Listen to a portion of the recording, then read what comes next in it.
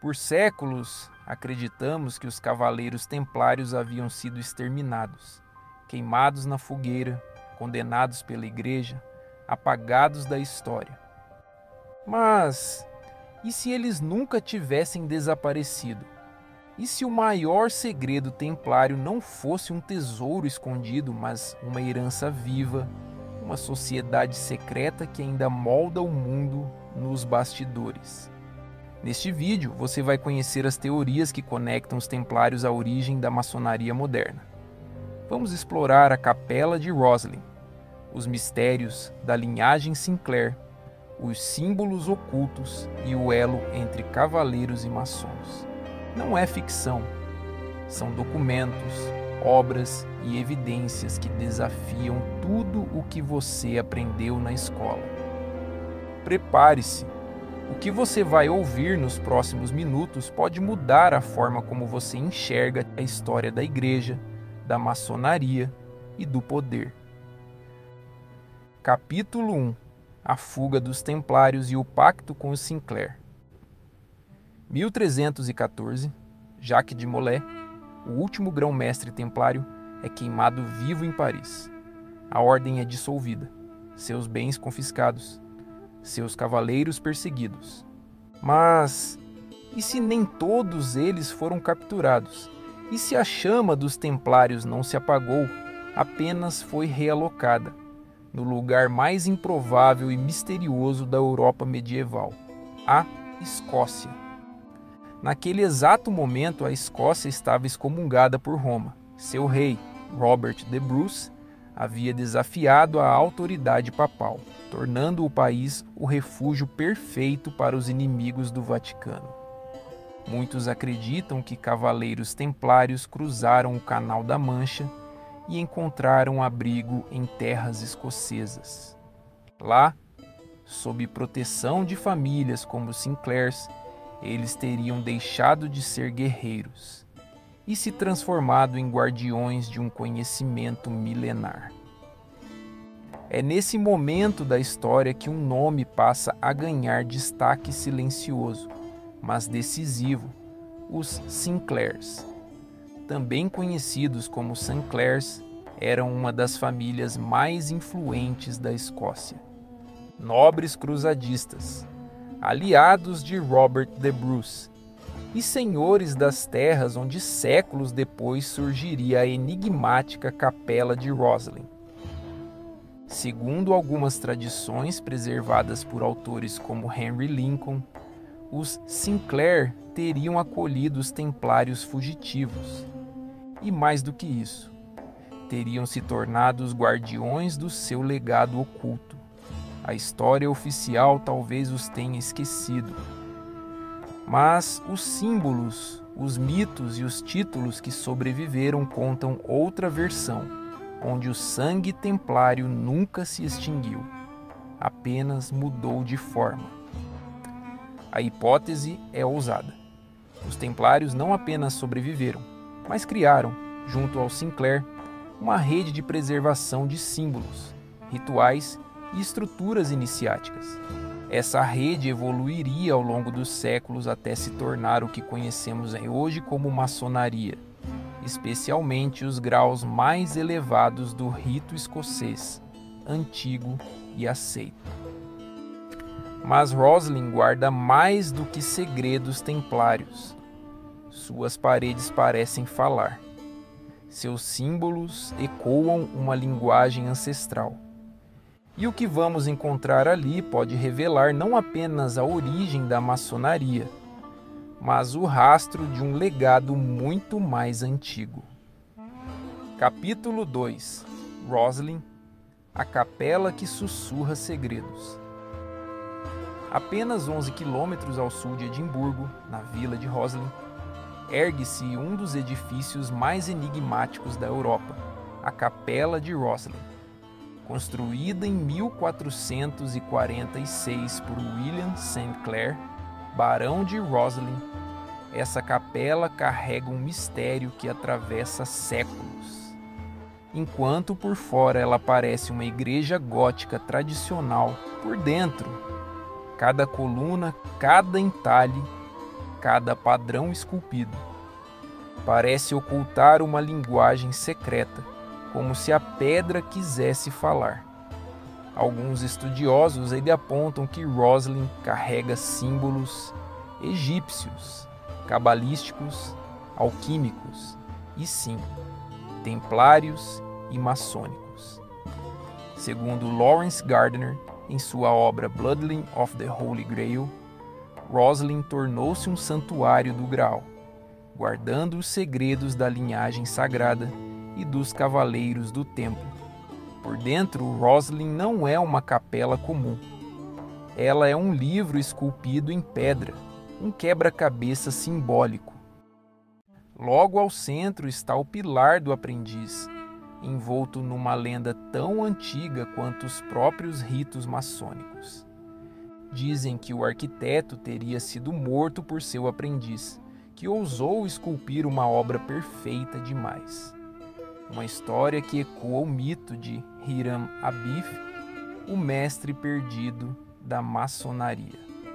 Espalhados pelas colunas estão os enigmáticos homens verdes, rostos cobertos de folhas, símbolo ancestral de fertilidade e renascimento. São mais de 100 entalhes como esses. Seriam símbolos pagãos, escondidos sob um disfarce cristão? E no teto, os cubos musicais, 213 peças que alguns dizem formar uma partitura secreta codificada em pedra. Uma música petrificada esperando ser decifrada. Michael Beigan e Richard Lee, em The Temple and the Lodge, descrevem Roslin como um repositório de símbolos rosacruzes e maçônicos escondido à vista de todos. Mas será que tudo isso é real? Historiadores alertam: não há evidência documental de que Roslin tenha sido construída com intenções templárias. O guia oficial da capela afirma que suas inscrições são, na maioria, simbologia cristã do século XV. Contudo, nem mesmo os guias conseguem explicar todos os símbolos. O que é fato? Roslin foi construída por uma família cruzadista, os Sinclair, supostos protetores de cavaleiros templários exilados. E seu legado simbólico não deixa dúvidas. Ali há mais do que pedra. Mas Roslin pode ser apenas a superfície. E se a capela for o elo entre os antigos mistérios e uma nova ordem secreta que ganharia força nos séculos seguintes? Capítulo 3: A ascensão da maçonaria e o eco templário no rito escocês. No século XVIII, uma nova sociedade começa a ganhar destaque na Europa. Discreta, ritualística, hermética. Seus membros se reúnem em lojas fechadas, falam em graus de iniciação, usam aventais, compasso e esquadro. É a maçonaria. Mas o que poucos sabem ou ousam investigar é que em seus ritos, títulos e símbolos ecoam os fantasmas dos templários, especialmente no chamado rito escocês antigo e aceito, um dos mais complexos e esotéricos sistemas da tradição maçônica. Segundo Henry Wilson Coyle, em Freemasonry Through Six Centuries, muitos graus maçônicos cavaleirescos surgiram após 1750, e embora se declarem descendentes dos templários, não há documentação histórica direta que comprove essa filiação. Ainda assim, os símbolos e estruturas são notavelmente similares. Mas os ecos dos templários não ficaram presos ao passado. Eles ressurgem com força nos rituais mais secretos da maçonaria moderna. O 30º grau do rito escocês, por exemplo, é chamado de Cavaleiro Kadosh, termo hebraico que significa santo. Nesse grau, o iniciado carrega a cruz vermelha templária e passa por uma cerimônia que remete à vingança pela morte do grão-mestre Jacques de Molay. No 32º grau, chamado Príncipe do Real Segredo, o iniciado é visto como alguém que detém o conhecimento sagrado, semelhante àqueles que guardavam os mistérios do templo. Além disso, muitos símbolos se repetem: a caveira com ossos cruzados, o manto branco com a cruz vermelha, os rituais de juramento e silêncio. Coincidência? Homenagem?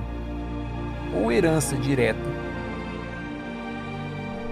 Para autores como Lawrence Gardner e Weigand e Legge, a resposta é clara.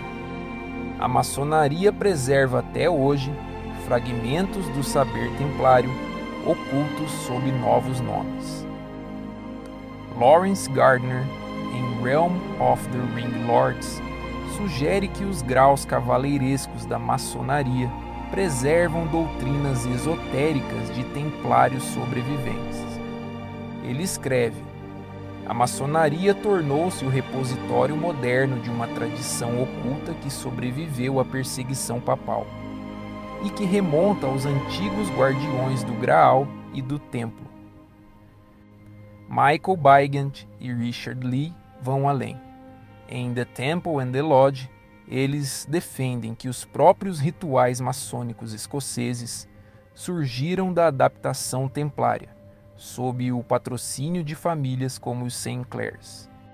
Historiadores acadêmicos, no entanto, são céticos. A maçonaria especulativa, como a conhecemos, surgiu documentadamente em 1717 com a criação da Grande Loja de Londres. Os rituais templários surgem bem depois, como uma tentativa de romantizar a maçonaria com ecos medievais. Mesmo assim, o fascínio persiste. Por que, entre tantos temas, escolher justamente os templários para os graus mais secretos e elevados? Seria apenas uma homenagem ou uma confissão velada de continuidade? Mas o elo entre os templários e os maçons pode ser mais antigo do que pensamos. Porque antes dos templários serem banidos, antes mesmo de a maçonaria ser fundada, já existia um plano, um segredo guardado desde os tempos do Antigo Testamento. Capítulo 4 O Legado Esquecido, de Enoque aos Templários. Antes dos Templários, antes mesmo de Jerusalém se tornar sagrada, havia um homem. Seu nome era Enoque, um patriarca antediluviano que, segundo o próprio texto bíblico, andou com Deus e não foi mais visto, porque Deus o tomou para si. Mas segundo tradições hebraicas antigas e textos apócrifos como o livro de Enoque, ele teria recebido conhecimento celestial, ciências, mapas astrais, geometrias divinas. Esse saber foi transmitido aos seus descendentes, até chegar aos grandes construtores do mundo antigo. Gary Wayne, em A Conspiração Gênesis 6, afirma que as 7 ciências sagradas atribuídas a Enoque foram preservadas em segredo, passando por faraós, essênios, gnósticos e, finalmente, aos templários e à maçonaria. Imagine essa linhagem secreta como um fio de ouro atravessando os milênios. Do Egito, de Tote e Ísis, a Grécia dos mistérios órficos, a cabala judaica, sempre em mãos de iniciados, sempre escondido do mundo. Os templários, ao tomarem Jerusalém nas cruzadas, não estavam apenas em busca de território. Segundo várias tradições ocultas, eles escavaram sob o antigo templo de Salomão. Teriam encontrado manuscritos, artefatos e ensinamentos que alterariam para sempre a sua missão. Lawrence Gardner, em Genesis of the Grail Kings, sugere que os Templários não foram criados como guerreiros, mas como arqueólogos espirituais de uma linhagem esquecida. Na maçonaria, o nome de Enoque aparece nos graus superiores, especialmente no grau de Cavaleiro do Real Arco, onde se fala de 3 guardiões secretos que encontram o nome sagrado de Deus escondido num cofre subterrâneo. Um enredo que ecoa diretamente os relatos do livro de Enoque e as lendas de escavações templárias. A geometria sagrada, os pilares Jaquim e Boaz, o número 33, o tetragramaton, tudo isso vem de um saber que, para muitos, teve início antes do próprio dilúvio. Então, e se a maçonaria e os templários forem apenas as pontas visíveis de um iceberg milenar? Uma linhagem espiritual que começa com Enoque, passa pelos profetas e chega até os dias de hoje? No próximo capítulo, vamos investigar o que pode ser o elo mais audacioso dessa história: a linhagem do Graal, de Jesus ao Sinclair. O que realmente é o Santo Graal? Um cálice, uma relíquia sagrada ou uma linhagem? Para muitos, essa é a pergunta que redefine toda essa história da Igreja. Porque se o Graal for uma linhagem de sangue, uma descendência viva de Jesus, então tudo o que conhecemos como cristianismo institucional pode ser apenas a metade da história. Henry Lincoln, em sua obra Holy Blood, Holy Grail, afirma: o Santo Graal não era um objeto, mas uma pessoa, ou melhor, uma linhagem real, uma descendência direta de Jesus Cristo através de Maria Madalena. Importante dizer, não estamos afirmando que Jesus tenha tido uma linhagem física ou que tenha se casado com Maria Madalena. Essa teoria, embora popularizada por livros e filmes, não tem base nos evangelhos canônicos e contraria a doutrina cristã tradicional. Nosso papel aqui é apresentar as ideias que circulam por essas ordens esotéricas e como elas influenciam simbolicamente o pensamento de muitos até hoje. Essa teoria se baseia em fontes gnósticas como os evangelhos de Nag Hammadi, interpretações simbólicas de manuscritos medievais. Segundo esses estudos, Maria Madalena teria sido esposa de Jesus e, após a crucificação, fugido para o sul da França, levando sua descendência.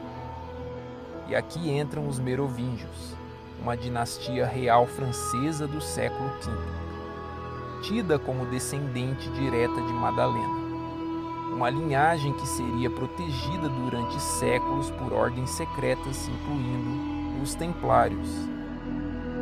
Séculos depois, na Escócia, a família Sinclair, já associada aos Templários, passa a ser retratada em documentos e obras como possível herdeira desse sangue sagrado.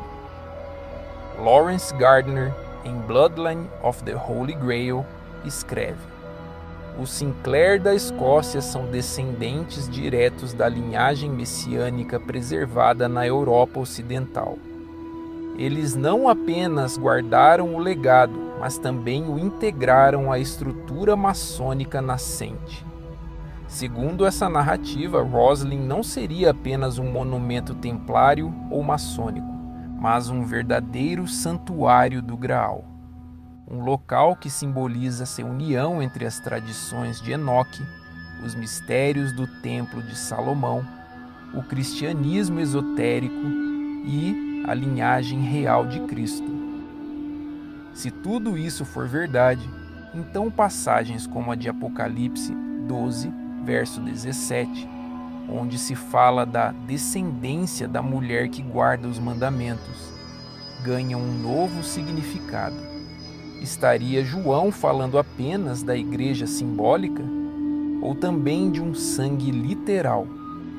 Se os templários foram mais do que monges guerreiros, se a maçonaria carrega mais do que símbolos, e se uma linhagem secreta atravessou os séculos até hoje, o que isso tudo revela sobre o mundo moderno?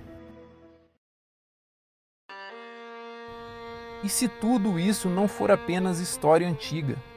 E se os templários, a linhagem do Graal e a estrutura esotérica da maçonaria ainda estiverem em operação, trabalhando nas sombras, influenciando governos, religiões e a ordem mundial? Para alguns, essa ideia parece conspiratória, mas para outros é a única explicação plausível para a sobrevivência e o poder de certas ideias, símbolos e estruturas por trás de tronos, bancos e até altares. Gary Wayne, em The Genesis 6 Conspiracy, argumenta que as ordens iniciáticas que emergiram dos templários e da maçonaria moderna não desapareceram, apenas se reorganizaram, e hoje compõem o núcleo do que muitos chamam de Sistema da Besta, profetizado no Apocalipse. Diversos pesquisadores apontam que ordens como os Illuminati, os Rosacruzes, o Priorado de Sião e até partes da Ordem de Malta seriam extensões modernas desse legado iniciático. Segundo essas teorias, essas organizações operam em 3 frentes: espiritual, através de símbolos e doutrinas ocultas disfarçadas em tradições religiosas; política, através de alianças discretas, como as redes de poder financeiro e diplomático; cultural, moldando a forma como percebemos o passado e o futuro. Você já reparou que muitos líderes mundiais fazem gestos com as mãos que lembram rituais iniciáticos? Que catedrais e parlamentos são cheios de arquitetura simbólica, pirâmides, óleos, obeliscos, estrelas de 6 pontas? Ou que filmes, séries e músicas pop estão saturados de ícones ocultistas? Para alguns, isso é coincidência. Para outros, é uma codificação pública de uma linguagem secreta, entendida apenas por iniciados. Gary Wayne sugere que o objetivo dessas ordens é preparar o terreno para a ascensão de um líder global, um Messias alternativo, ou melhor, o Anticristo, como os descrito no Apocalipse. A maçonaria, segundo ele, seria o teatro externo de uma elite espiritual que opera com base em antigas tradições antediluvianas, com raízes em Enoque, na serpente do Éden e na promessa de um novo Éden tecnológico. E se o segredo dos templários nunca foi perdido? E se ele está por toda parte, escondido em plena vista? No dinheiro, nos templos, nos rituais, nos símbolos que ignoramos todos os dias. Durante séculos, o mundo acreditou que os cavaleiros templários haviam sido exterminados. Mas talvez eles nunca tenham morrido. Talvez apenas mudaram de nome. E se a linhagem do Graal for mais do que um mito? E se símbolos espalhados por catedrais, parlamentos e logotipos não forem coincidência?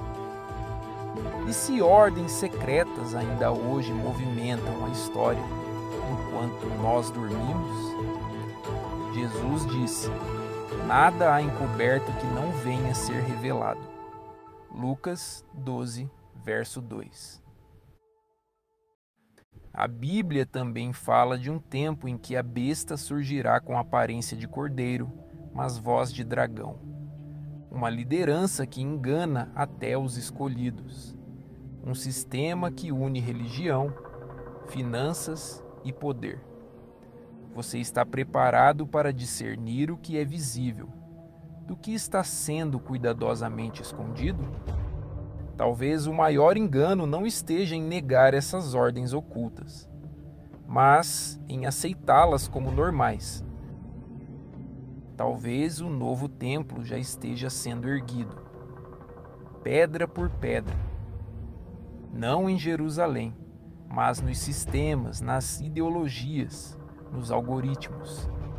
E enquanto nos distraímos, o antigo plano continua, silencioso, ritualístico, letal.